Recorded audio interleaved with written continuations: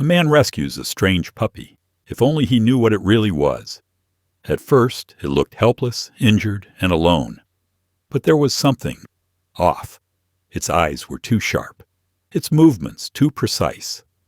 Then came the missing livestock, the eerie silence in the woods, and the way that puppy seemed to understand every word he said. When a polished woman arrives with so-called veterinary assistance and offers money for information, things take a dark turn. This wasn't just a rescue. This was the start of something far bigger and far more dangerous. Because this wasn't a dog, and it didn't come alone. What kind of creature did he bring into his home? And is it already too late to send it back? You being here is a reminder. The quiet acts of love and kindness still matter. If you hold space for compassion, you're already part of this community. Russell Brennan wiped the sweat from his forehead as he surveyed the demolition site. The late afternoon Montana sun cast long shadows across the scattered debris of what had once been an old warehouse. As foreman, he always did a final walkthrough before calling it a day. That's when he heard it, a soft whimper coming from beneath a pile of broken concrete and twisted metal. He froze, listening intently. There it was again, barely audible but unmistakable. "Hello?" he called out, moving carefully toward the sound. The whimpering grew slightly louder, carrying a note of pain that tugged at his heart. Russell dropped to his knees, ignoring the dirt and grime that immediately coated his worn jeans. He began carefully moving smaller pieces of debris aside, revealing more of the gap beneath. Two bright eyes gleamed back at him from the darkness, and his breath caught in his throat. They weren't just bright. They held an intelligence that made him pause. "Hey there, little buddy," he said softly, continuing to clear away the rubble. "I'm going to get you out of there." The puppy, what appeared to be a German Shepherd mix, watched his every move with those remarkable eyes. Russell noticed something odd right away. Despite being trapped and injured, the pup's movements were precise, controlled. There was none of the clumsy coordination he'd expect from a young dog.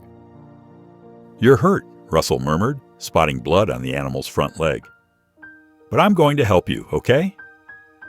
The puppy's head tilted slightly, and Russell could have sworn it was actually considering his words. When he reached in to carefully lift the animal out, it didn't struggle or bite. Instead, it seemed to adjust its body to make the extraction easier, as if it understood exactly what Russell was trying to do. "That's it," Russell encouraged, finally getting both hands securely around the pup's body. "Easy does it." Once free, the puppy sat calmly in Russell's arms, those intelligent eyes studying his face. Up close, the intensity of its gaze was even more striking. Russell had owned dogs before, but he'd never seen anything quite like this. "What are you, little one?" he wondered aloud. "And how did you end up here?" The puppy's only response was to press closer to Russell's chest, a small shiver running through its body.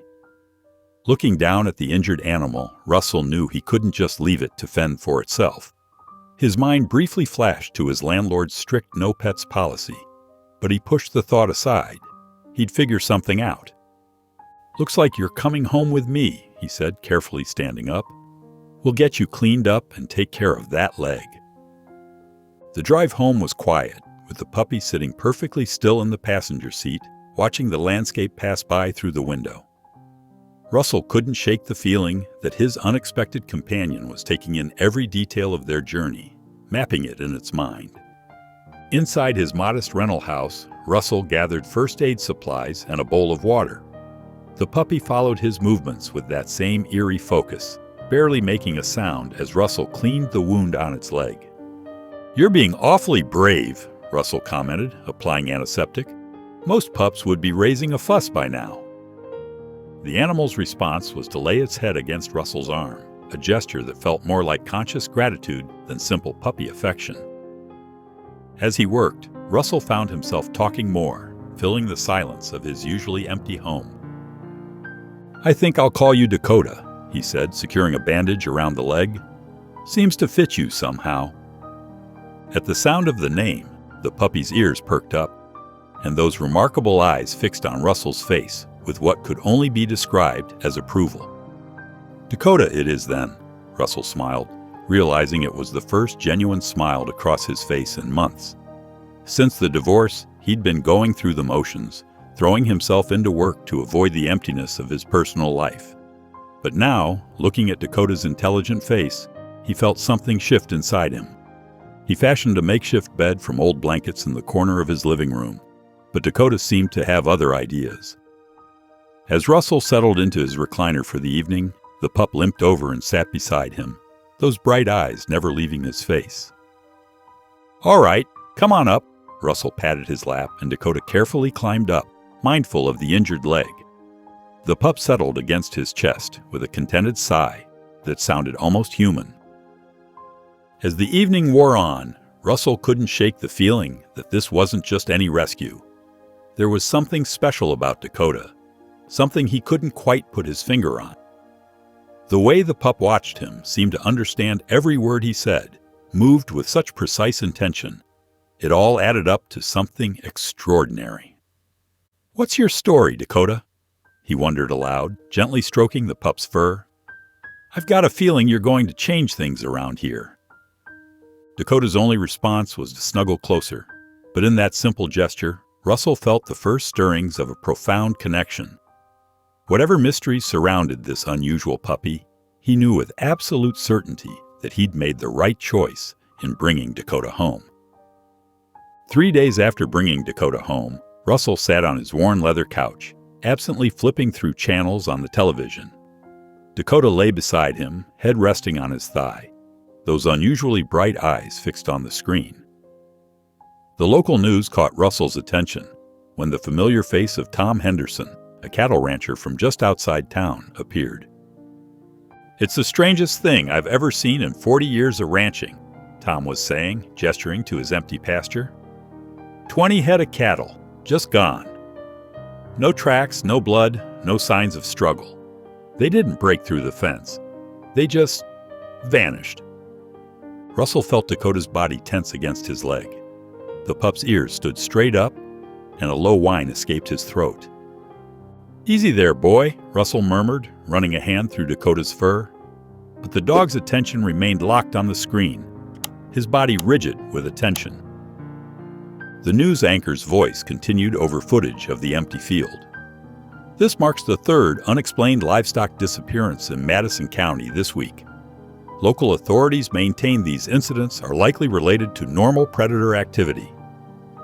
The camera cut to Deputy Patricia Valdez, her sheriff's badge glinting in the sunlight.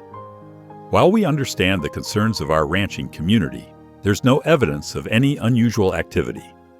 We often see increased wildlife movement during this time of year."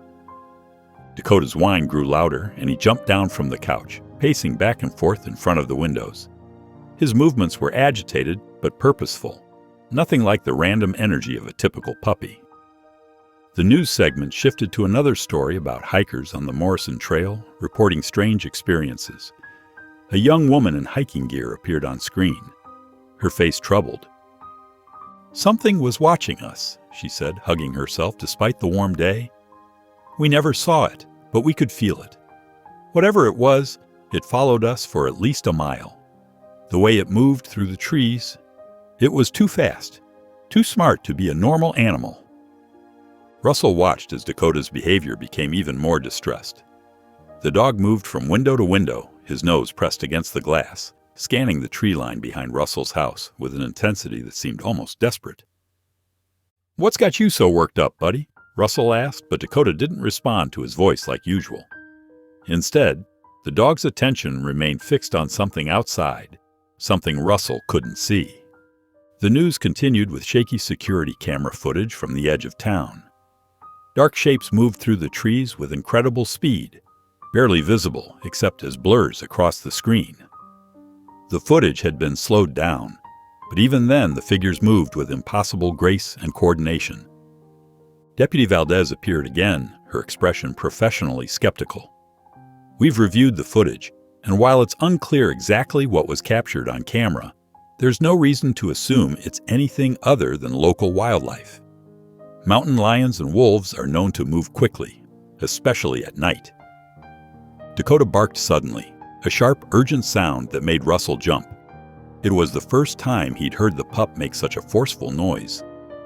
The dog's eyes were fixed on a point in the darkness beyond the window, his whole body trembling with tension. Russell moved to the window, peering out into the gathering dusk. For a moment, he thought he saw movement at the edge of the woods, something large and coordinated, moving with deliberate purpose. But when he blinked, it was gone. "Did you see something out there?" he asked Dakota, who had pressed himself against Russell's legs, still whining softly. The news droned on in the background, reporting more incidents. A missing flock of sheep from the Peterson farm, hikers changing their routes due to feeling stalked, motion sensor cameras on the outskirts of town being triggered by unseen visitors. Each new report seemed to increase Dakota's agitation. The pup's behavior was nothing like the calm, collected companion Russell had come to know over the past few days. There was recognition in those intelligent eyes, and something else. Worry, perhaps even fear. When the news finally switched to weather, Dakota's tension eased slightly, but he remained vigilant, moving between the windows and the door with military precision. Russell couldn't shake the feeling that his unusual companion knew exactly what was causing these disturbances. "You know something about all this, don't you?" Russell said quietly, kneeling beside Dakota. The dog met his gaze with those remarkable eyes, and for a moment, Russell could have sworn he saw an almost human expression of concern in them. Dakota pressed his head against Russell's chest, as if seeking to comfort him, but his attention kept returning to the windows and the dark woods beyond. The pup's behavior made it clear. These weren't just random animal incidents. Something more organized, more intelligent was moving through the forests around their small Montana town. As Russell prepared for bed that night, Dakota refused to leave his usual post by the window. The dog's attentive guard and continued agitation spoke of secrets Russell was only beginning to glimpse, secrets that seemed to connect his mysterious companion to the unexplained events plaguing their community. Looking at Dakota's silhouette against the window, Russell couldn't help but wonder what he'd really brought home from that demolition site. One thing was becoming increasingly clear. Dakota was far more than just an unusual puppy, and these strange incidents were only the beginning. The morning sun cast long shadows across Main Street as a sleek black SUV rolled into town, followed by two white vans marked with the logo Wildlife Preservation Foundation. The vehicles pulled up in front of the sheriff's office, drawing curious stares from locals gathering at Mary's Diner across the street. A sophisticated woman in her 50s stepped out of the SUV, her designer suit and pearls looking oddly out of place in the rural Montana setting. 6 men in khaki uniforms emerged from the vans, their stiff postures and alert eyes betraying military training despite their casual veterinary attire. Inside Mary's Diner, Russell sat at his usual corner booth, sharing his breakfast with Dakota, who lay quietly under the table. Through the window, they watched as the woman strode purposefully into the sheriff's office. "That's quite a fancy outfit for wildlife work," commented Mary, refreshing Russell's coffee. "Wonder what brings them to our neck of the woods." They didn't have to wonder long. Within hours, professionally printed flyers appeared all over town, offering a $50,000 reward for information about escaped research animals. The woman's name was prominently displayed: Dr. Helena Voss, Chief Research Director. Russell observed Dr. Voss's methodical campaign throughout the day. She visited the feed and grain, speaking with farmers about unusual livestock behavior. She interviewed ranchers about their missing cattle, taking detailed notes on her tablet. At each stop, her veterinary assistants spread out, studying the surroundings with practiced efficiency. Late afternoon found Russell at Mary's again, grabbing dinner after work. Dakota accompanied him as always. The bell above the door chimed, and Dr. Voss entered, making her way to the counter. The change in Dakota was immediate and dramatic. The dog's body went rigid, and a low growl rumbled in his throat. Before Russell could react, Dakota scrambled backward, pressing himself against the wall beneath their booth, trembling violently. "Easy, boy," Russell whispered, reaching down to comfort him. He'd never seen Dakota show fear before, not even when injured. The dog's reaction sent a chill down his spine. Dr. Voss turned, scanning the diner with sharp eyes. "Ah, Mr. Brennan," she said, approaching their booth. "I was hoping to speak with you. I understand you work construction in the area where some of our subjects were last seen." Russell noticed how she hesitated over the word subjects. Below the table, Dakota pressed harder against his legs, still trembling. "That's right," Russell replied carefully, keeping one hand on Dakota's head. "Demolition foreman at the old Miller property." "Fascinating," Dr. Voss said, sliding uninvited into the opposite seat. "And this must be your new pet. I heard you'd rescued a stray." Her eyes fixed on the space under the table where Dakota hid. "Yeah, found him at the work site," Russell said, trying to sound casual while his mind raced. Dakota's reaction told him everything he needed to know about this woman. One of Dr. Voss's assistants entered the diner, his khaki uniform failing to hide the outline of a holster beneath his jacket. He positioned himself near the door, hand resting close to his concealed weapon. "May I see him?" Dr. Voss asked, her polite tone carrying an edge of command. "As a veterinary specialist, I might be able to help determine his breed." "He's shy with strangers," Russell said firmly. "Maybe another time." Dr. Voss's pleasant expression hardened slightly. "Mr. Brennan, our foundation is prepared to offer substantial compensation for any assistance in locating our missing research subjects.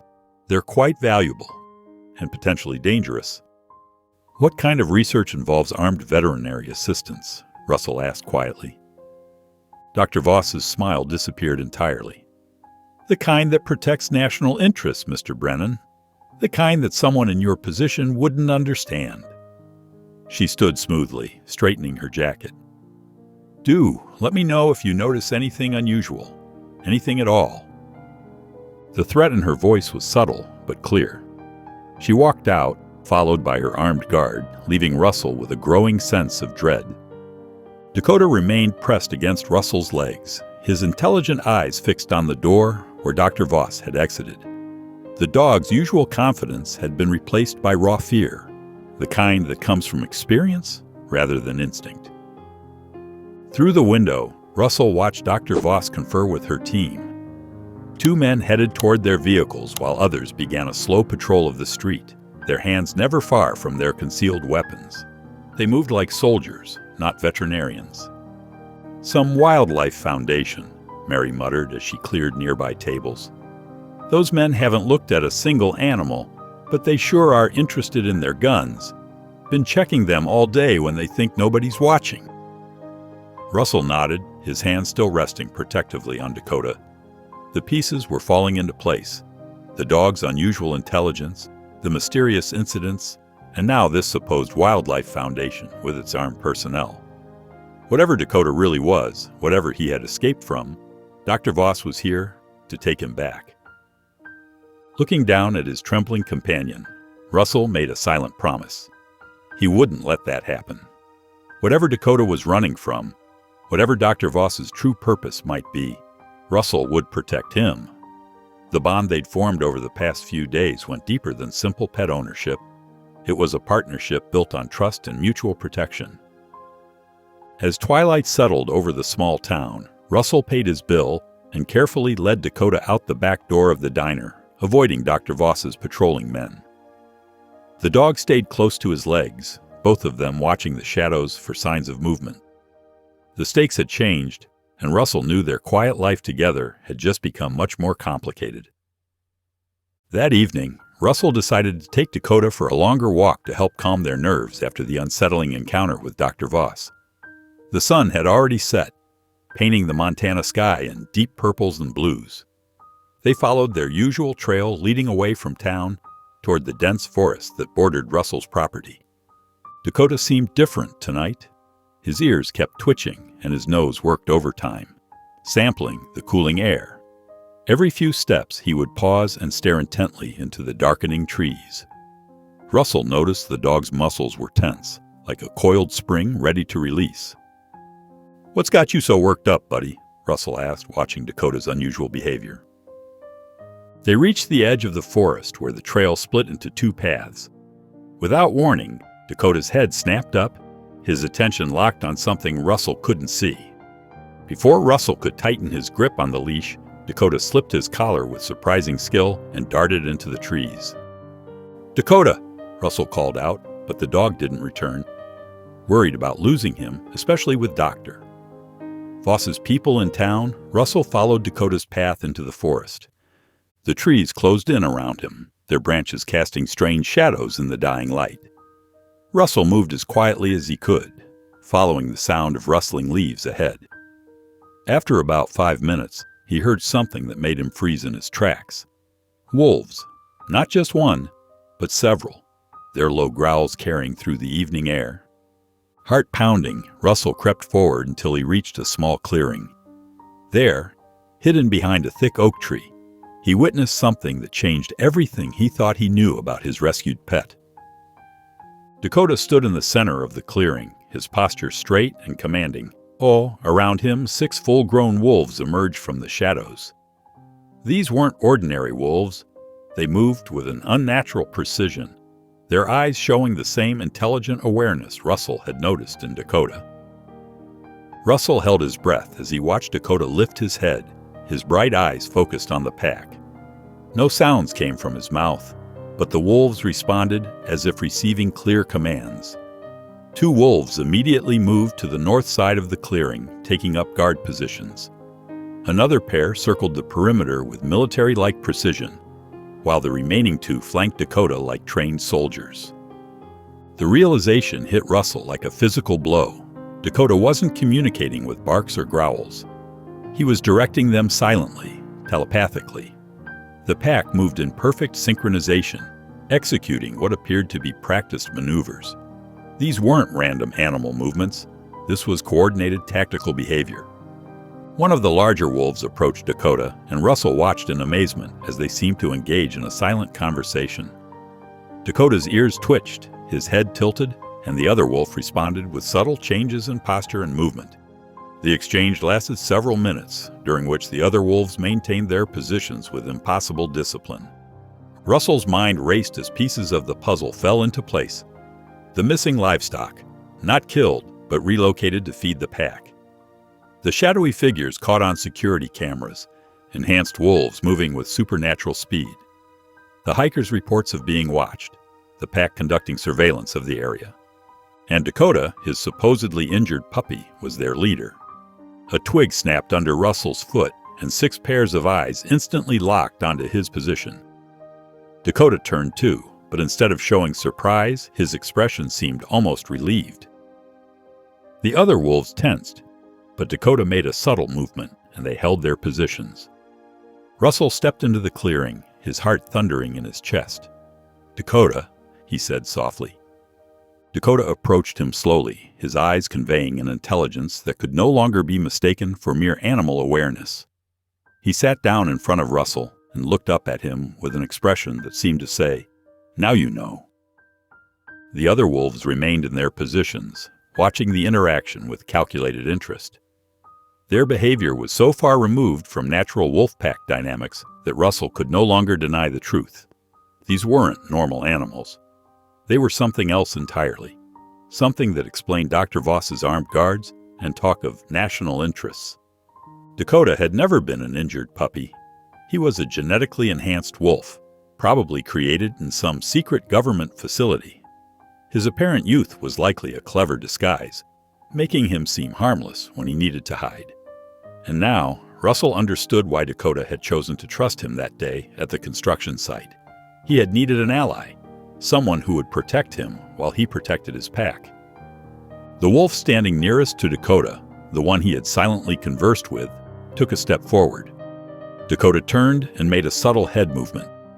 Immediately, all 6 wolves melted back into the forest with practiced stealth, disappearing as if they had never been there. Dakota looked back at Russell, and for the first time, Russell saw both sides of him, the loyal companion who had become his friend, and the powerful pack leader capable of commanding enhanced wolves with nothing but thoughts. The depth of trust Dakota had shown him by revealing this secret wasn't lost on Russell. "So," Russell said, kneeling down to Dakota's level, "this is why Dr. Voss is really here. She's not from any wildlife foundation, is she? Dakota's eyes met his, and though no words were exchanged, the message was clear. They were both in danger now, and they would need each other more than ever. Russell reached out and gently scratched behind Dakota's ears, the familiar gesture carrying new meaning. "Don't worry, buddy. I won't let them take you back. Any of you." Dakota pressed his head against Russell's hand, and in that moment, their partnership deepened into something more. A shared purpose, a mutual protection pact between a lonely construction worker and an extraordinary creature who had chosen to trust him with an incredible secret. The morning after Russell's discovery in the forest, a black SUV pulled into his gravel driveway. Through the window, he watched Dr. Voss step out, her polished appearance a stark contrast to the rural Montana setting. Two of her armed assistants flanked her as she strode toward his front door. Dakota growled softly beside him, his body tense. Russell placed a reassuring hand on his head. "It's okay, buddy. I won't let them take you." The doorbell rang, its cheerful chime at odds with the tension filling the house. Russell opened the door but kept the security chain in place. "Mr. Brennan," Dr. Voss said, her smile not reaching her eyes, "we need to talk about your dog." "I don't think we do," Russell replied firmly. "I believe we do." She reached into her blazer and pulled out an official-looking badge. "I'm not from any wildlife foundation. I represent a classified military research program, and that animal you're harboring is government property worth millions of dollars in research and development." Russell's stomach tightened, but he kept his voice steady. "He's just a rescued puppy." Dr. Voss laughed, the sound cold and sharp. "Oh, Mr. Brennan, after what you witnessed in the forest last night, surely you don't believe that anymore?" Russell's blood ran cold. They had been watched. "Let me in," she continued. "What I'm about to tell you is classified information. If you cooperate, this can end well for everyone." Against his better judgment, Russell closed the door, removed the chain, and let them enter. Dakota retreated to the corner of the living room, his eyes never leaving Dr. Voss. "That's not a dog, Mr. Brennan," Dr. Voss said, settling into his armchair like she owned it. "What you have there is Asset Delta 7, a genetically enhanced wolf designed as a military weapon. He's part of a classified program developing super-intelligent predators for covert operations." Russell looked at Dakota, whose intelligent eyes seemed to confirm every word. "The missing livestock, the shadows in the woods, that's his pack," she continued. "They broke free during a facility transfer 3 weeks ago. Delta 7, their alpha, orchestrated the escape. They've been hiding in the area ever since, conducting coordinated operations to sustain themselves while avoiding detection." "Why are you telling me this?" Russell asked, though he already knew the answer. "Because you've seen too much, and now you have a choice to make." Dr. Voss leaned forward. "The government wants these animals eliminated. They're evidence of illegal genetic experimentation that could cause an international scandal. But I've invested too many years in this research to let it end that way." She opened her briefcase and pulled out a thick envelope. $1 million, Mr. Brennan. Cash, tax-free. Just hand over Delta 7 and forget everything you've seen." Russell stared at the envelope, thinking about his mounting bills, his failed marriage, his lonely life. That money could change everything. But then he looked at Dakota, at his loyal friend who had trusted him, who had shown him a purpose beyond his ordinary existence. "And if I refuse," Dr. Voss's smile vanished, "then you'll face federal charges for interfering with classified military operations, theft of government property, conspiracy against the United States. You'll spend the rest of your life in prison, Mr. Brennan." She stood up, smoothing her expensive suit. "I've spent 15 years developing these enhanced animals. The defense contracts alone are worth hundreds of millions. I won't let anyone jeopardize that. Not even a well-meaning construction worker who thinks he's saved a puppy." "He's not property," Russell said, his voice growing stronger. "None of them are. They're intelligent beings who broke free because you were hurting them." They're weapons, Mr. Brennan, valuable ones. Delta 7's telepathic abilities alone make him priceless. The Pack follows his commands without question, making them the perfect covert strike force. Dakota moved closer to Russell, pressing against his leg. The contact gave him strength. "You have 24 hours to decide," Dr. Voss said, walking toward the door. "After that, things will become unpleasant for both of you." She paused at the threshold. "Don't be a fool, Mr. Brennan. You can't protect him. The full force of the United States government will come down on you if you try."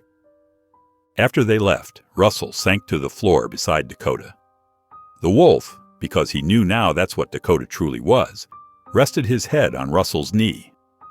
Those bright, intelligent eyes looked up at him with trust and determination. "They made you in a lab," Russell said softly. "Engineered you to be a weapon. But you're so much more than that, aren't you? You and your pack. You just want to be free." Dakota's tail thumped once against the floor in agreement. "Well, they'll have to go through me to get to you," Russell said, his voice firm with resolve. "We're partners now, and partners protect each other." The enhanced wolf pressed closer, and Russell knew he had made the right choice. No amount of money could buy the loyalty and trust Dakota had shown him. Now it was his turn to prove worthy of that trust, no matter what Dr. Voss and her government connections threw at them. Russell spent the night after Dr. Voss's visit preparing his home. He pulled old camping gear from the garage, filled water containers, and checked the ammunition for his hunting rifle. Through the window, he spotted 2 black SUVs parked at different ends of his street, their occupants watching his house with predatory patience. Dakota paced near the kitchen window, his movements precise and deliberate. The wolf stopped suddenly, tilting his head as if listening to distant voices. Russell had learned to recognize this gesture.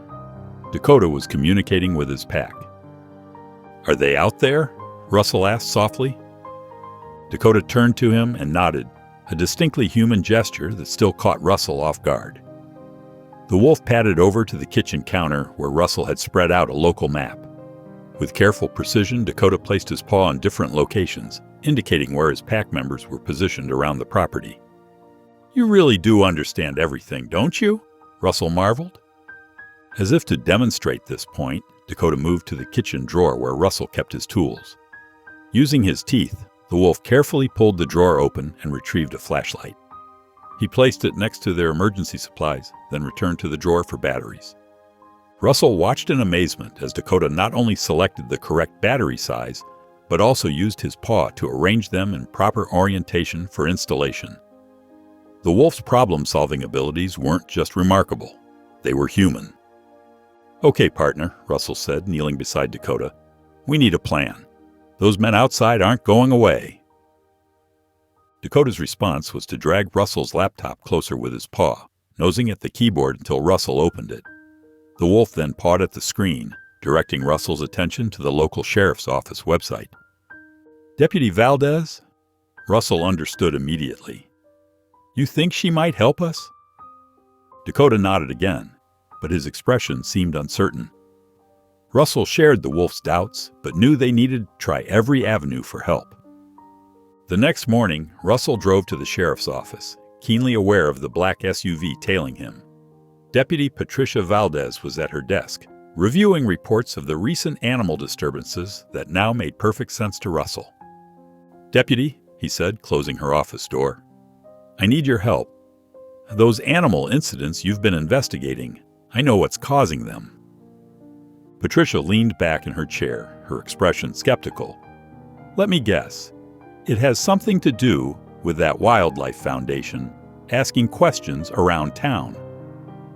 "They're not a wildlife foundation," Russell explained.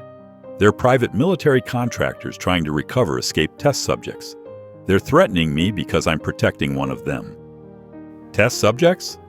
Patricia's eyebrows rose. "Mr. Brennan, that's a serious accusation." "I know how it sounds," Russell admitted. "But that woman, Dr. Voss, she's running illegal experiments, creating enhanced animals for military operations. They're not just animals anymore. They can think, plan, communicate. What they're doing isn't just unethical, it's criminal.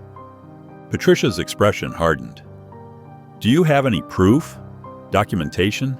Witnesses? Russell hesitated. Just Dakota, my dog. Except he's not really a dog. He's one of their enhanced wolves. Mr. Brennan, Patricia said gently, without concrete evidence, there's nothing I can do. Dr. Voss has proper documentation for her wildlife research. Her team has permits for tranquilizer weapons. Everything appears legitimate. But it's not, Russell insisted. They're watching my house, threatening me. They offered me $1 million to hand over Dakota. If they're threatening you, file a complaint. But I can't act against them based on stories about enhanced wolves and military experiments. Russell left the sheriff's office feeling defeated. The black SUV followed him home, its presence a constant reminder of Dr. Voss's threats. When he pulled into his driveway, he noticed subtle movements in the tree line surrounding his property. Dakota's pack was there, protecting them. The wolf himself waited at the window, and Russell could see the question in those intelligent eyes when he entered. No help from that direction, Russell said, slumping onto his couch. We're on our own. Dakota brought him a bottle of water from their emergency supplies, the cap already loosened by careful teeth. The simple act of thoughtfulness made Russell smile despite their situation. You know, Russell said, taking the water, 6 months ago, I was just a divorced construction worker wondering what I was doing with my life. Now I'm harboring an enhanced military wolf and preparing for a fight against government contractors. Dakota sat beside him, resting his head on Russell's knee. The wolf's presence was reassuring, a reminder that whatever came next, they would face it together. Outside, one of Dr. Voss's men made a show of checking his weapon, the message clear. They were done waiting. The confrontation was coming, whether Russell was ready or not. Dakota moved to the window, his posture alert. In the fading light, Russell could see more shadows moving through the trees, the pack positioning themselves strategically around the house. They were preparing too, following their alpha's silent commands. Russell checked his rifle one more time, then began moving furniture to create defensive positions. Dakota helped, demonstrating his intelligence by dragging heavy items to tactically advantageous spots near windows and doors. I won't let them take you, Russell promised, his voice firm with conviction. You're not their weapon anymore. You're my friend, my partner, and I protect my partners. Dakota's bright eyes met his, filled with understanding and trust. The wolf pressed against Russell's leg, and in that moment, Russell knew with absolute certainty that he had made the right choice. No amount of money or threats could make him betray that trust. As darkness fell, the watchers outside grew bolder, shining flashlights through his windows. But Russell stood firm, Dakota at his side, both of them ready to defend their newfound family against whatever came next.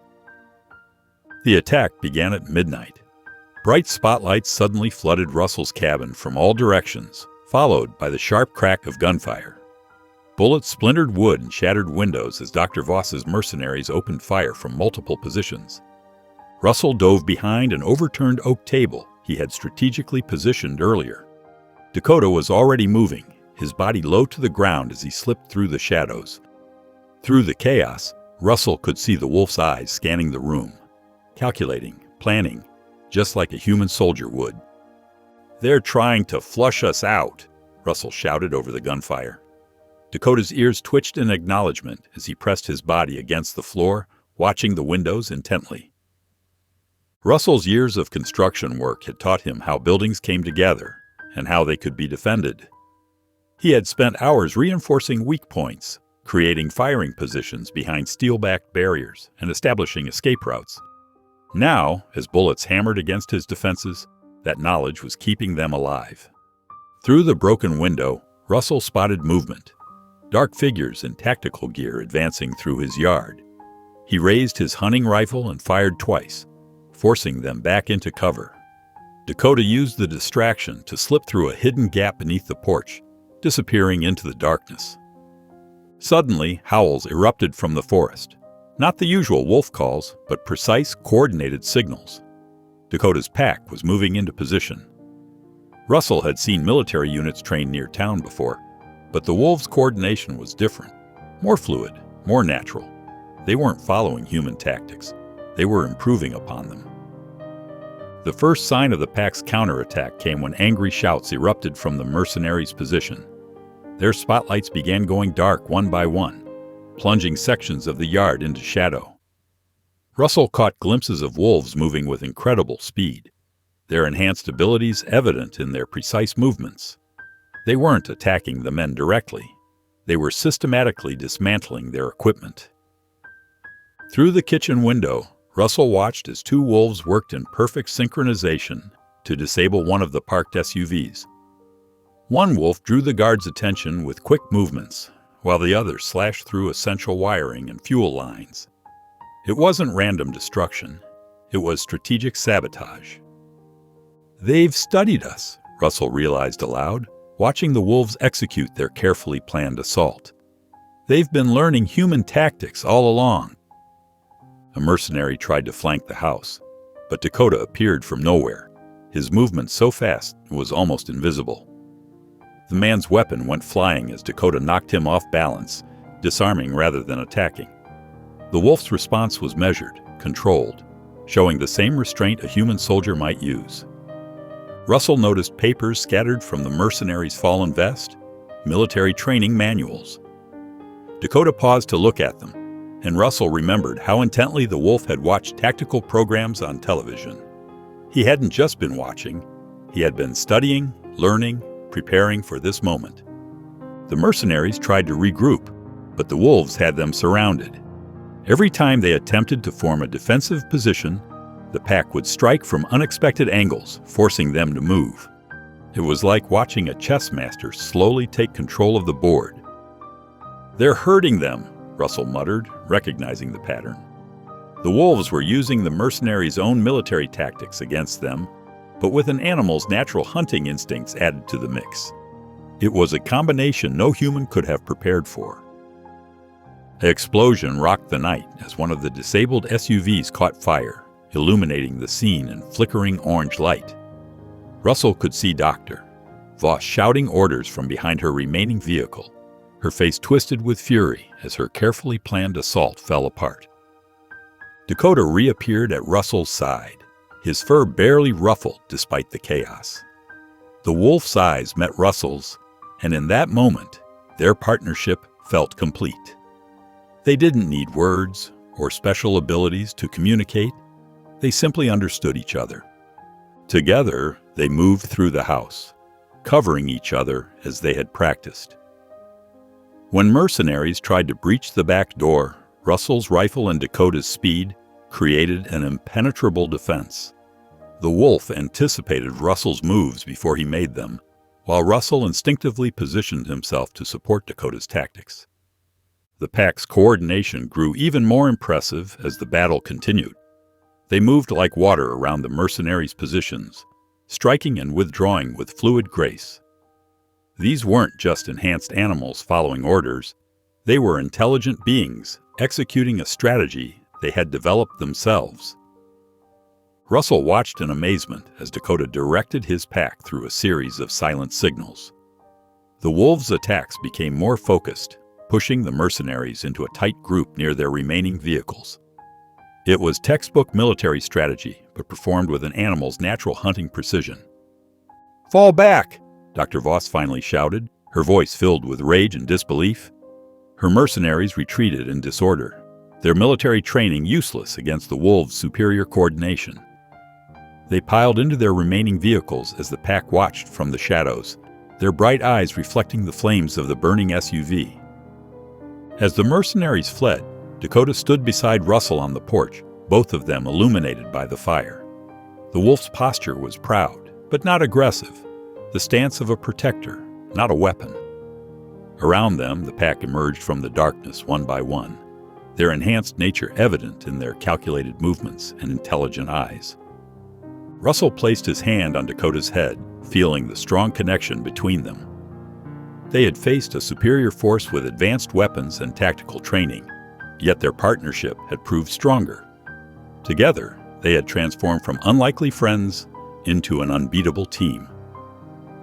The night grew quiet, except for the crackling flames.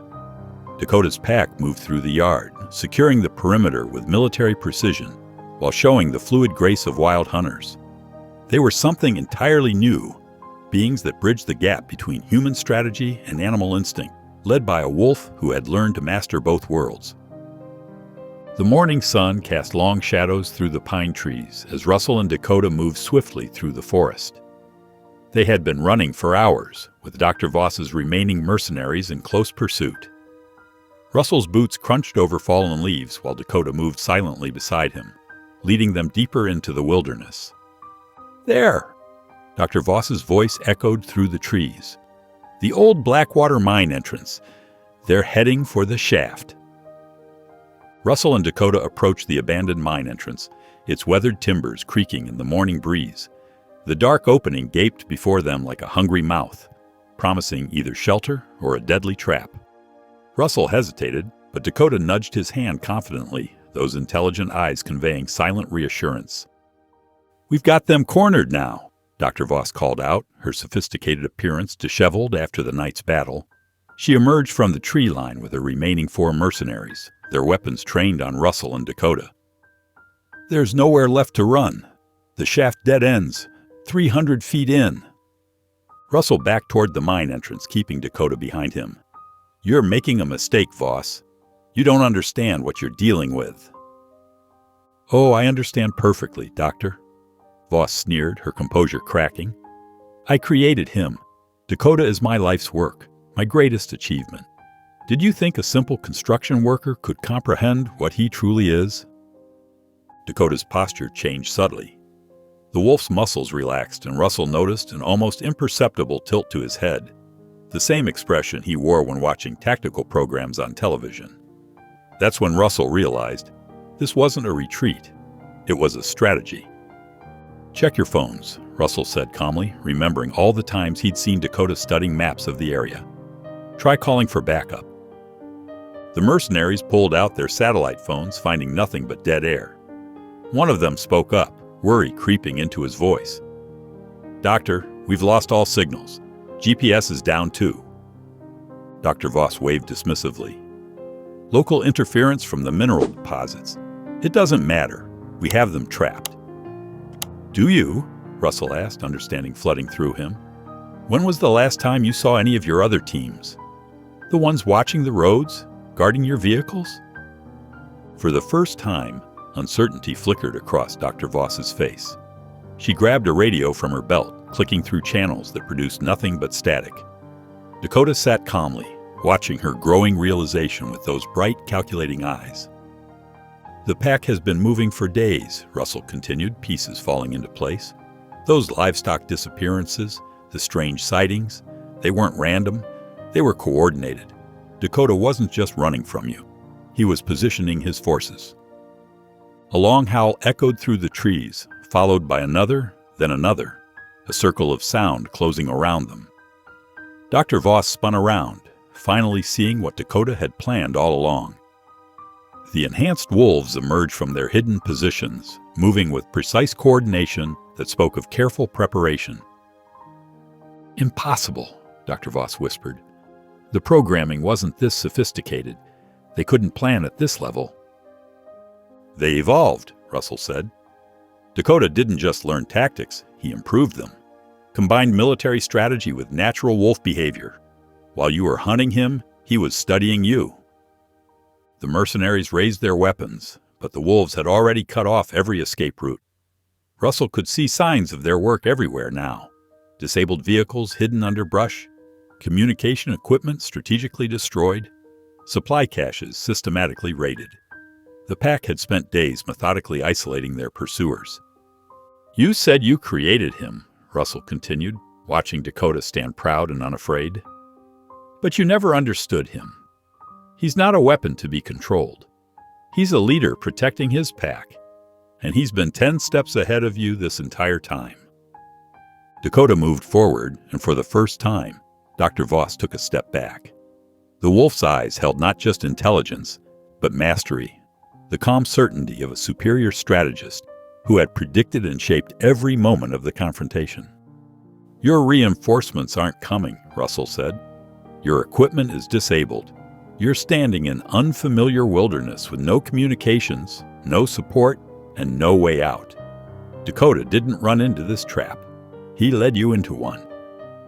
The wolves closed their circle tighter, moving with the fluid grace of natural predators combined with military precision. Dr. Voss's mercenaries bunched together, their trained formation useless against an enemy that had anticipated and countered every standard tactic. "This is what you wanted, isn't it?" Dr. Voss said to Dakota, her voice shaking. "To prove you're more than what we made you? To show you could outthink your creators?" Dakota's only response was to look at Russell, then back at Dr. Voss. The message was clear. He hadn't done this to prove his intelligence.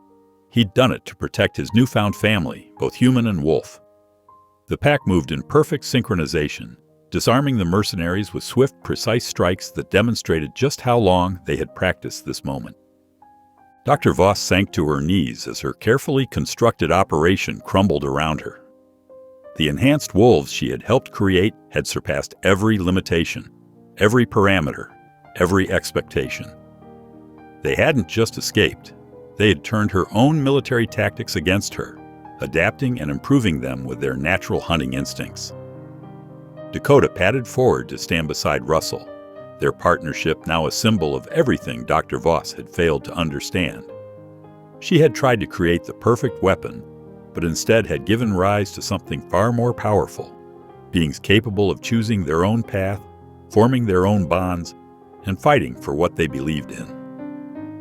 The morning sun climbed higher as the wolves held their positions, waiting for Russell and Dakota's next command. In the end, it hadn't been superior firepower or advanced technology that won the day. It had been the combination of Russell's trust and Dakota's strategic brilliance, proving that true loyalty would always triumph over mere control. The wolves held their positions around Dr. Voss and her mercenaries, but the scientist wasn't finished.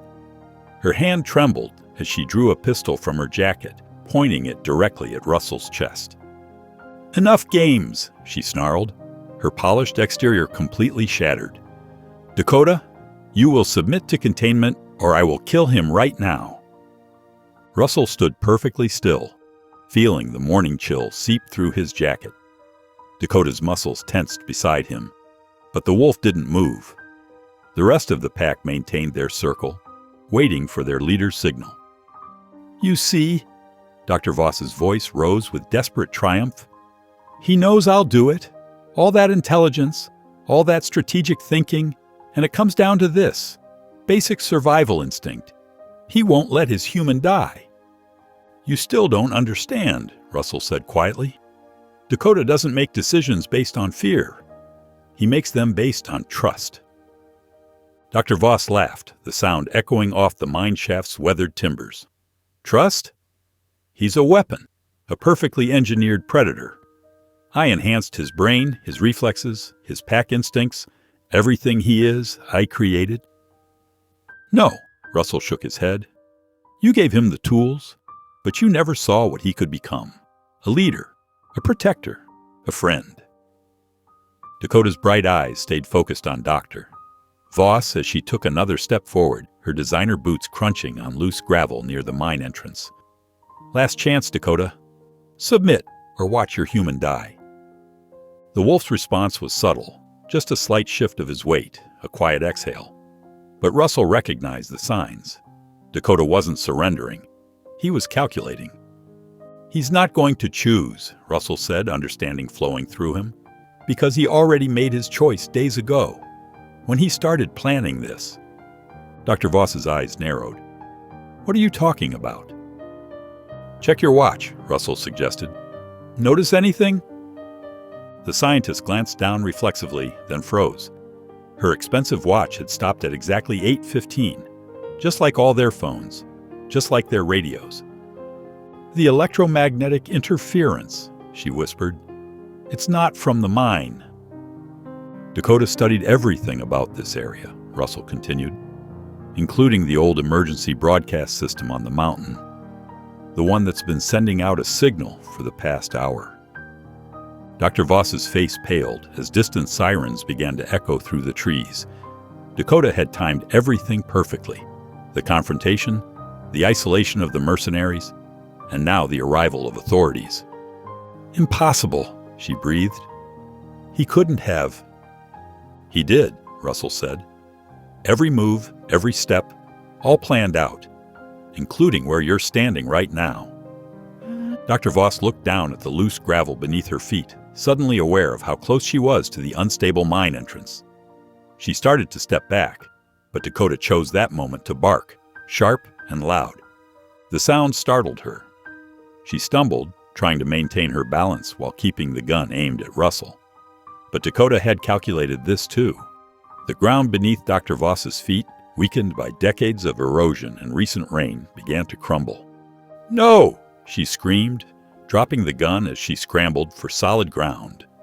But it was too late. The edge of the mine shaft collapsed, taking her with it. Her final cry echoed up from the darkness, cut suddenly short. The mercenaries stared at the spot where their employer had vanished, then at the coordinated wolves surrounding them. Their weapons lowered slowly as the sound of approaching vehicles grew louder. "Your choice," Russell told them calmly. "Face the authorities or take your chances with the pack." They chose surrender. Within minutes, police cars and federal vehicles flooded the area. Deputy Valdez emerged from the first car, her eyes widening at the scene before her. Armed men on their knees, enhanced wolves maintaining a perfect perimeter, and Russell standing calmly beside Dakota. "Russell," she called out, "we got reports of gunfire and some kind of emergency signal. What in the world happened here?" "It's a long story," Russell answered. "But the short version is, these men were part of an illegal military experiment. Dr. Voss was their leader. She fell into the mine shaft while trying to kill me." The deputy took in the scene, the sophisticated weapons, the tactical gear, the obviously enhanced wolves. "And them?" she asked, gesturing to Dakota and his pack. "They're the proof," Russell said, "of everything that happened here. Everything Dr. Voss and her program tried to hide." Dakota sat regally beside Russell as federal agents began documenting the scene. The wolf's posture showed no triumph, no celebration, just the quiet satisfaction of a protector who had successfully defended his family. The morning sun climbed higher as statements were taken and evidence was collected. Russell watched as Dakota's pack slowly melted back into the forest, knowing they would remain close, always watching. The mercenaries were led away in handcuffs, their attempted explanations about enhanced wolves and military programs sounding like desperate excuses. Deputy Valdez approached Russell one last time, looking at Dakota with new understanding. "The higher-ups are going to have a lot of questions about all this." "I know," Russell nodded, "and we'll answer them. But some things might have to remain mysteries." Dakota's bright eyes met the deputy's, and she took an instinctive step back, finally recognizing the human intelligence behind that canine gaze. She nodded slowly, then turned to coordinate with the federal agents. Russell knelt beside Dakota, running his hand through the wolf's thick fur. "You knew how it would end, didn't you? You planned for everything." Dakota pressed his head against Russell's hand, and in that gesture was every answer they needed. Dr. Voss had tried to create the perfect weapon, but instead had given rise to something far more powerful, a being capable of choosing love over fear, protection over power, and family over force. The morning continued to unfold around them as authorities worked to unravel what had happened. But for Russell and Dakota, the truth was simple. They had found each other, chosen each other, and together had overcome those who would have torn them apart. The days following Dr. Voss's death brought a whirlwind of activity to the small Montana town. Black government vehicles lined the streets, and stern-faced officials in dark suits conducted interviews at every location connected to the enhanced wolves' appearances. Russell sat in Deputy Valdez's office, surrounded by federal investigators who listened intently as he recounted everything, finding Dakota, the mysterious incidents, Dr. Voss's threats, and the final confrontation at the mine shaft. Dakota lay at his feet, his presence adding weight to every word. "And you're certain Dr. Voss specifically mentioned this was a military program?" asked Agent Thompson, a senior investigator who had flown in from Washington. "Yes," Russell answered. "She said they were creating enhanced predators for covert operations. She was worried about losing defense contracts worth millions if the program was exposed." Deputy Valdez leaned forward in her chair. "The weapons we recovered from her mercenaries weren't civilian grade. Everything about their equipment screamed military connection." Dakota lifted his head, fixing his intelligent gaze on Agent Thompson. The federal agent shifted uncomfortably, still struggling to accept what he was seeing. "Would you mind if we test the subject's capabilities?" Thompson asked carefully. Russell looked down at Dakota. "He has a name, and he's not a test subject anymore. But if Dakota agrees, he can show you what he can do." The demonstration took place in the Sheriff's Department's conference room. The investigators laid out a series of intelligence tests, puzzles, memory games, and problem-solving challenges typically used to assess human cognitive abilities. Dakota approached each task with methodical precision. He solved complex spatial reasoning puzzles, demonstrated mathematical understanding by counting and grouping objects, and even used a modified keyboard to communicate basic concepts through simple text. "My God," whispered one of the investigators, watching Dakota deliberately arrange blocks to replicate a pattern shown only briefly. "The implications." "The ethical violations," another added grimly. "The oversight failures required for something like this to happen." Outside, Dakota's pack made strategic appearances around the town's perimeter, careful to remain visible enough to be documented, but distant enough to avoid capture. Each sighting added to the growing mountain of evidence. Russell found himself working closely with Deputy Valdez, who had become his strongest ally in dealing with the federal investigation. She helped organize his testimony and protected him from overzealous officials who wanted to isolate him for continuous questioning. "They're talking about congressional hearings," she told him one evening, passing him a cup of coffee. "This goes way beyond Dr.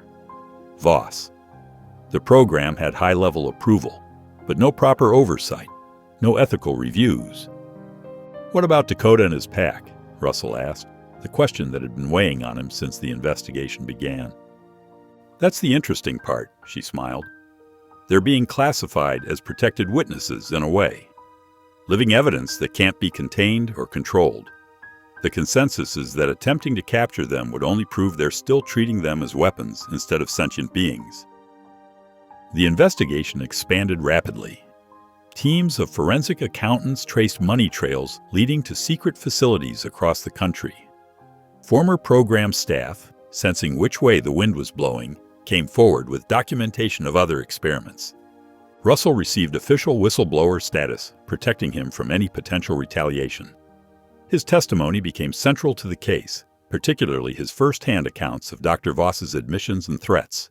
"We've uncovered similar programs," Agent Thompson admitted during one debriefing.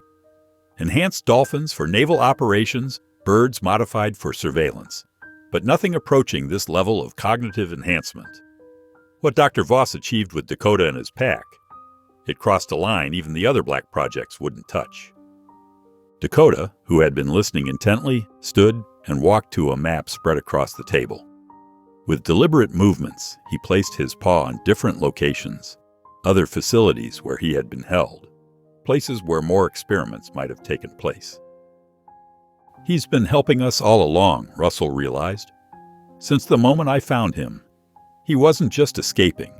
He was gathering evidence, preparing to expose everything." The implications staggered the investigators.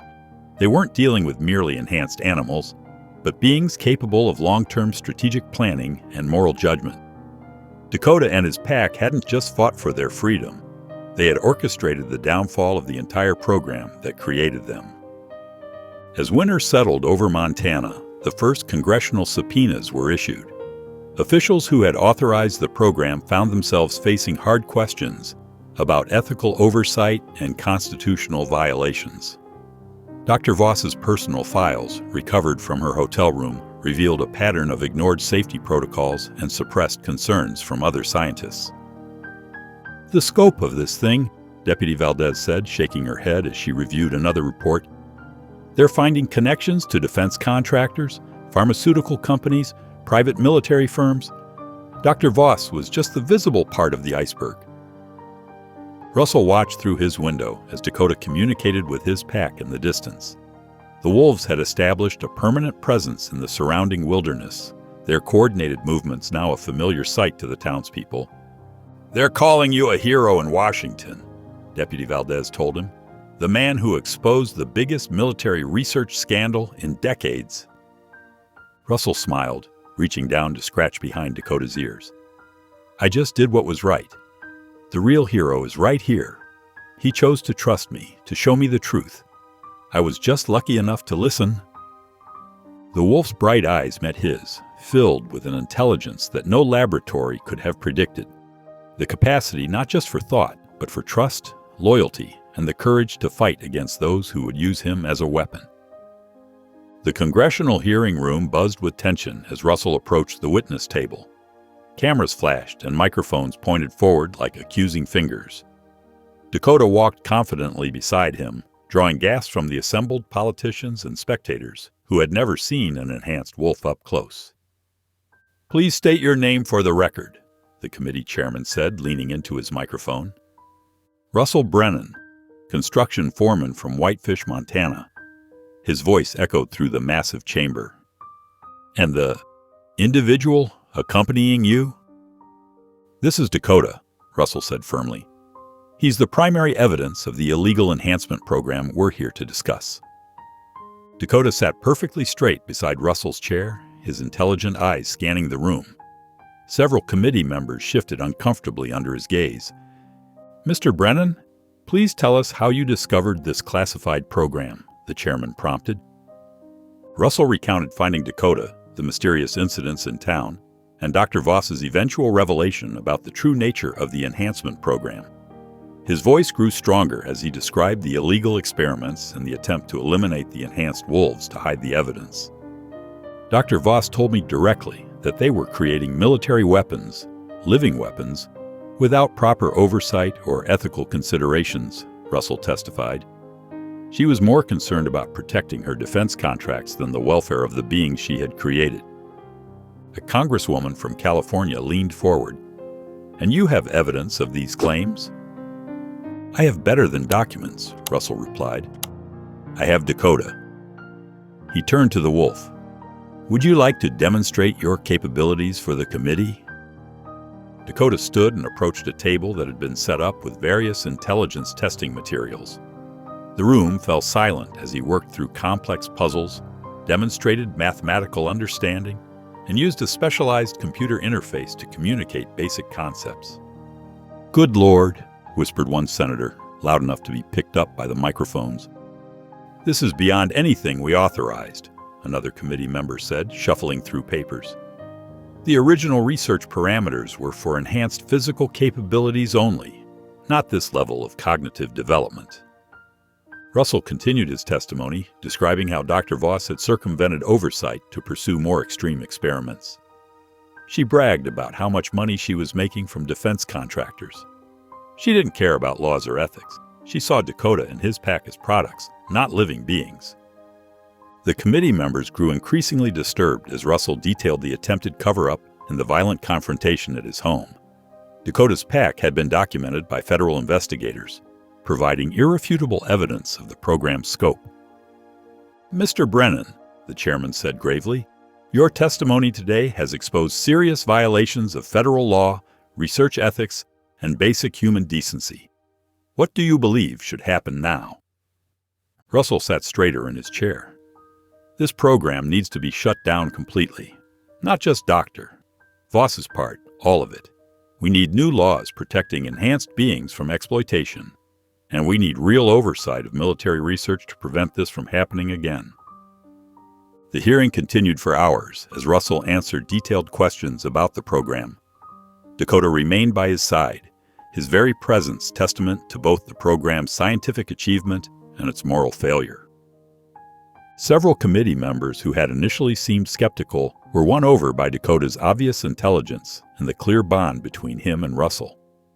The wolf's dignity and self-awareness made it impossible to dismiss him as merely an experimental subject. "The evidence is overwhelming," the chairman finally declared. "This committee will recommend immediate termination of all enhanced animal programs pending full review. We'll also be introducing legislation for strict oversight of military research projects." As Russell concluded his testimony, he realized he had found a new purpose. His construction days seemed far behind him now. Protecting Dakota had led him to become something more, an advocate for those who couldn't speak for themselves. "You've done this country a great service, Mr. Brennan," the chairman said. "Your courage in coming forward has exposed systemic failures that needed to be addressed." Russell looked down at Dakota, who met his gaze with quiet pride. Together, they had not just shut down an illegal program, they had started a movement for accountability and ethical treatment of all sentient beings. The committee members filed out, many still shaking their heads in amazement at what they had witnessed.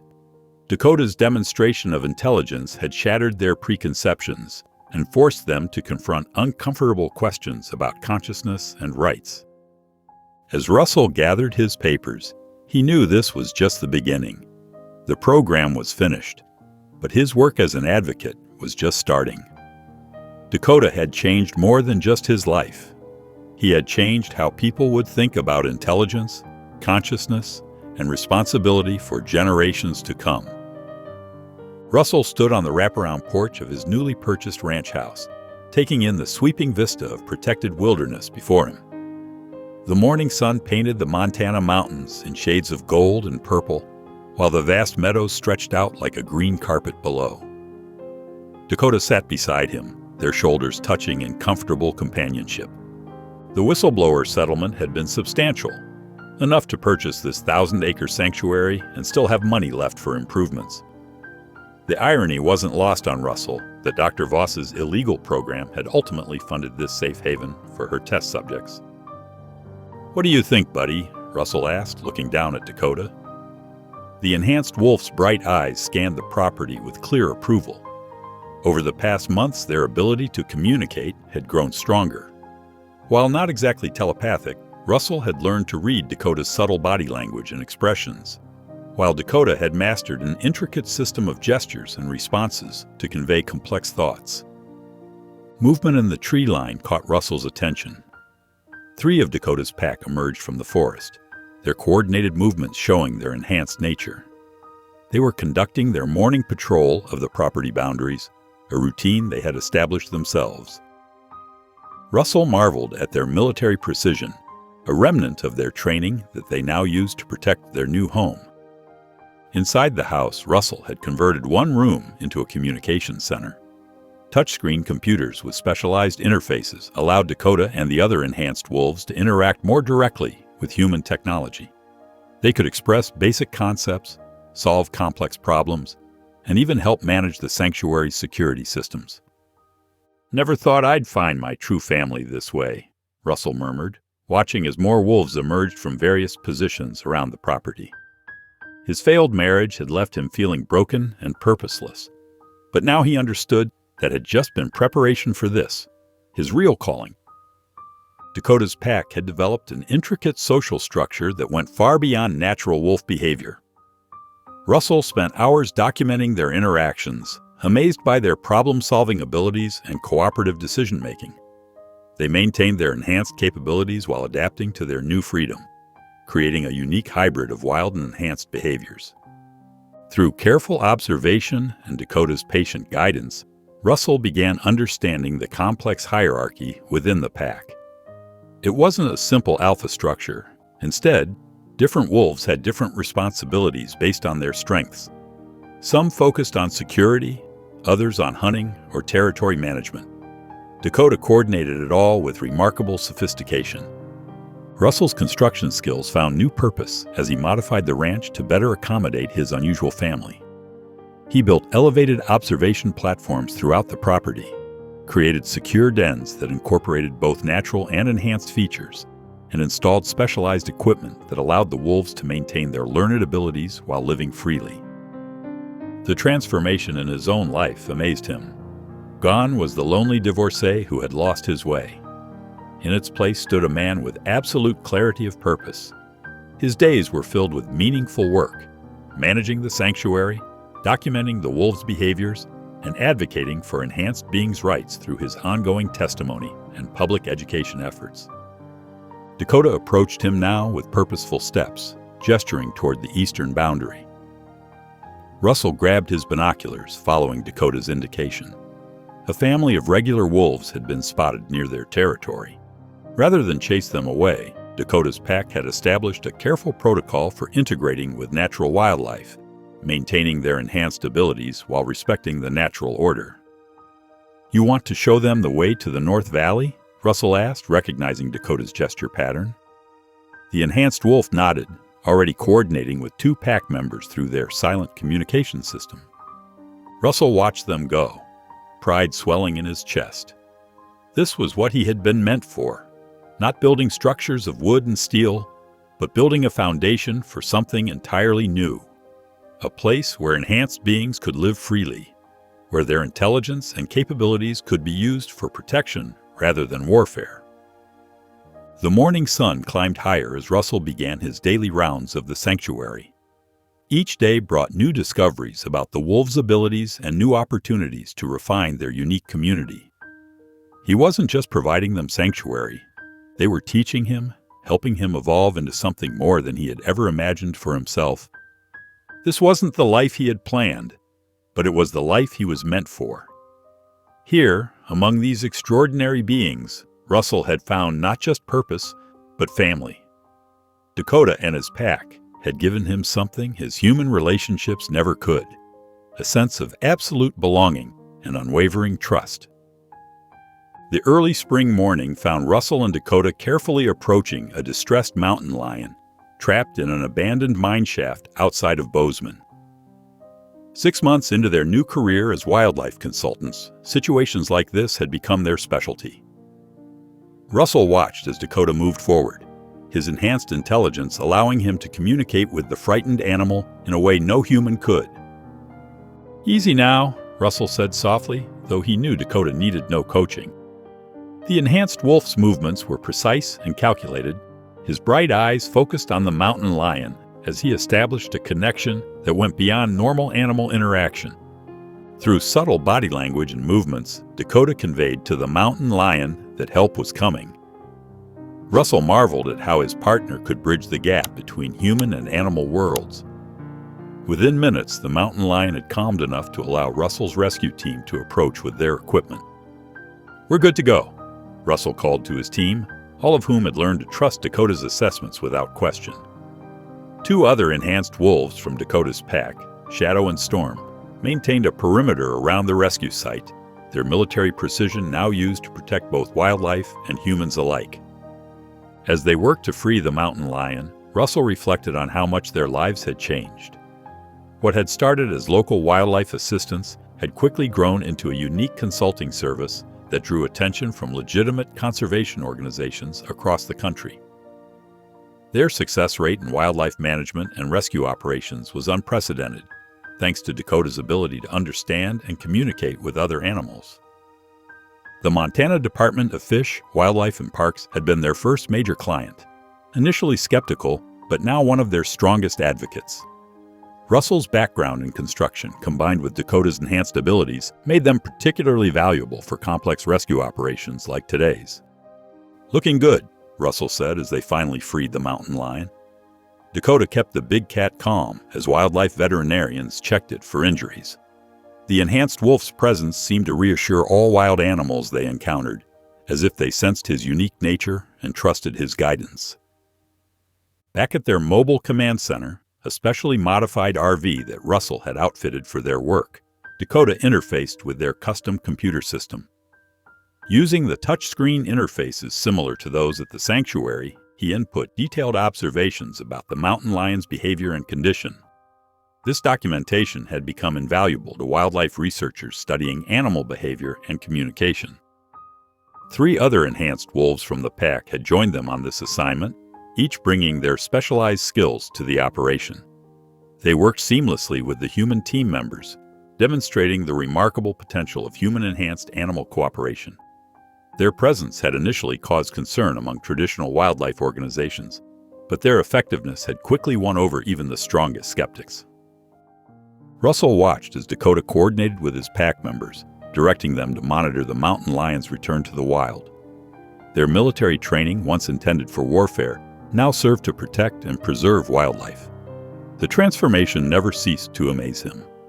Their reputation had grown steadily over the past 6 months. Wildlife organizations from across Montana and neighboring states regularly sought their expertise for challenging situations. Whether dealing with problem bears near urban areas, tracking endangered species, or managing wolf rancher conflicts, Dakota's ability to bridge the communication gap proved invaluable. Russell's phone buzzed with a text from Yellowstone National Park's Wildlife Management Team, another complex case involving elk migration patterns. He smiled, remembering how uncertain he'd been about this career change. Now, every day brought new challenges and rewards, using his skills in ways he never imagined possible. Dakota returned to his side, having completed his documentation of the mountain lion rescue. His intelligent eyes met Russell's, and through their deep bond, Russell understood his partner's satisfaction with another successful operation. Together, they had found a way to use Dakota's enhanced abilities for the benefit of all wildlife, proving that the illegal program that created him could ultimately result in something positive. As they packed up their equipment, Russell watched Dakota coordinate with his pack members one last time, ensuring the mountain lion's safe return to its territory. Their unique partnership had opened new possibilities in wildlife conservation and animal rescue, showing the world that enhanced animal intelligence, when respected and properly directed, could bridge the gap between human and animal worlds in remarkable ways. The late afternoon sun cast long shadows across Russell's ranch as he stood on his back porch, watching Dakota lead training exercises with the younger pack members. The protected wilderness stretched for miles around them, a sanctuary purchased with his whistleblower settlement that had become home to not just the enhanced wolves, but to Russell's renewed spirit as well. Dakota moved with grace and authority, his bright eyes focused as he guided his pack through complex maneuvers. These weren't the military drills they'd been created for, but rather exercises that helped them adapt their enhanced abilities to their new role as protectors of the wilderness. Russell smiled, remembering the lonely man he'd been just a year ago, drowning in the aftermath of his divorce and searching for meaning. "You've come a long way from that construction site, buddy," Russell said softly as Dakota finished the training session and trotted up to join him on the porch. The wolf's intelligent eyes met his, conveying understanding that went far deeper than words could express. Their bond had evolved into something remarkable, a partnership that defied conventional explanation. Inside the ranch house, Russell's walls displayed photos of their wildlife consulting work, successful rescues, rehabilitation projects, and conservation efforts. Each image told a story of their unique collaboration, of Dakota's ability to bridge the gap between human and animal worlds. The enhanced wolf pack had become an integral part of their work, their military precision now used to protect and preserve rather than destroy. Dakota moved to his customized computer station where he could input detailed observations and communicate complex ideas through a specialized interface. Russell watched as his partner's paws moved deliberately across the touch-sensitive screen, documenting the day's training session and updating the pack's progress reports. The sight still amazed him. This extraordinary being who combined wolf instincts with human-level intelligence, who had chosen to share his life and mission. Through the window, Russell could see several pack members patrolling the property's perimeter. Their movements were coordinated and purposeful, maintaining security while respecting the natural wildlife that shared their protected space. The pack had adapted beautifully to their new role, finding freedom not just in the wilderness, but in their choice to use their enhanced abilities for protection rather than aggression. Russell settled into his favorite chair, and Dakota joined him, resting his head on Russell's knee in a gesture of companionship that had become comfortingly familiar. Together, they had built something extraordinary, a family that transcended species, a purpose that gave meaning to both their lives. Never thought I'd find my true calling thanks to an enhanced wolf, Russell mused, scratching behind Dakota's ears. The wolf's eyes gleamed with intelligence and affection. Their relationship had grown from rescuer and rescued to equal partners, each bringing their unique strengths to their shared mission of protection and advocacy. The setting sun painted the sky in brilliant oranges and purples, illuminating the sanctuary they'd created. Russell's ranch had become more than just a home. It was a symbol of transformation, a place where the most unlikely family had found its foundation. The enhanced wolves were free to be themselves here, neither weapons nor secrets, but beings worthy of respect and protection. Dakota's pack members began gathering near the house for their evening check-in, a routine that highlighted their remarkable social structure. Russell watched as Dakota communicated with them through their telepathic bond, coordinating night patrols and sharing information about the day's activities. The sight filled him with pride and purpose. This was where he belonged, among these extraordinary creatures who had given his life new meaning. As darkness settled over the ranch, Russell reflected on how far they'd come. His divorce had once seemed like an ending, but it had actually been the beginning of something far more meaningful. He had found loyalty and love in forms he never expected, discovered strength he didn't know he possessed, and built a family that defied conventional understanding. Dakota returned to his side, their silhouettes framed in the doorway as they surveyed their domain together. They were no longer a lonely man and an escaped military experiment. They were partners, protectors, and family. In saving each other, they had found their true purpose, giving voice to those who couldn't speak for themselves and proving that the deepest bonds often transcend the boundaries humans create. The enhanced wolf pack continued their evening routines, their movements visible in the gathering dusk. They were free, yet chose to stay, bound by loyalty and purpose rather than walls or weapons. Russell smiled, knowing he had finally found his place in the world, not in traditional human relationships, but in this extraordinary partnership that had transformed both their lives. Thank you for watching. If even one moment stayed with you, don't forget to subscribe. I'll be here tomorrow with another story that speaks to the heart.